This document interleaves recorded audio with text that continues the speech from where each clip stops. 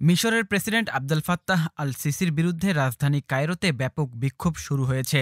শত শত তরুণ যুবা এই বিক্ষোভে অংশ নিয়েছেন। ক্রমবর্ধমান অর্থনৈতিক মন্দা, নাগরিক স্বাধীনতা ক্ষুণ্ণ এবং ক্রমবর্ধমান দুর্নীতির বিরুদ্ধে অসন্তোষ প্রকাশ করছেন তারা। স্থানীয় সংবাদ মাধ্যমের বরাতে আরবিসি ইউক্রেন জানিয়েছে, মঙ্গলবার সকালে কায়রোর তাহরির স্কয়ারের কাছে বড় রাস্তায় বিক্ষোভ অনুষ্ঠিত হয়।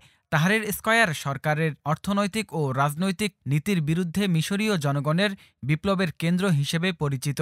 এদিকে সেখানেই সরকারের নানা ব্যর্থতার পাশাপাশি ফিলিস্তিন ও গাজা ইস্যুতে সরকারের ব্যর্থতার প্রতিবাদ করেন বিক্ষোভকারীরা। প্রত্যক্ষদর্শীদের মতে বিক্ষোভকারীরা জনগণ এই শাসনের পতন ঘটাবে বলে স্লোগান দিচ্ছিলেন, যে স্লোগান একটি বিখ্যাত স্লোগান যা 2011 সালে আরব বসন্তের সময় জনপ্রিয় হয়ে ওঠে। বিক্ষোভকারীরা প্রেসিডেন্ট আবদেল ফাত্তাহ আল সিসির সরকারের নানা বিতর্কিত নীতির নিন্দা জানিয়েও স্লোগান দেন।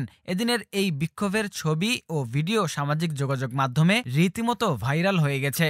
স্থানীয় সংবাদ মাধ্যমের প্রতিবেদন মতে বুধবার সাবেক স্বৈরশাসক হোসনি মোবারকের বিরুদ্ধে মিশরীয় ছাত্র জনগণের বিপ্লবের স্মরণে কায়রো ও অন্যান্য শহরে বড় বিক্ষোভ হওয়ার কথা ছিল।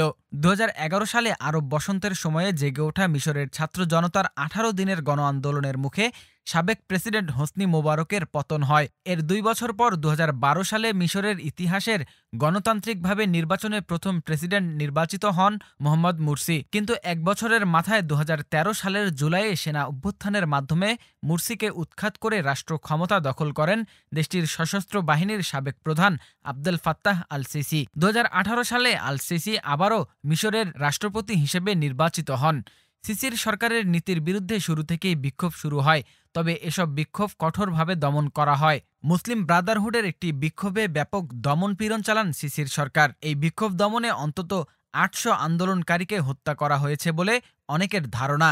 এরপর সর্বশেষ বড় আকারের বিক্ষোভ হয় 2019 সালের সেপ্টেম্বরে। গিজা ও মহল্লা শহরে বিক্ষোভকারীরা সিসির পদত্যাগ দাবি করে, কিন্তু সিসির পুলিশ ও আইনশৃঙ্খলা রক্ষাকারী বাহিনী অতিরিক্ত শক্তি প্রয়োগ করে ছাত্র জনতার সেই আন্দোলনকে ছত্রভঙ্গ করে দেয়।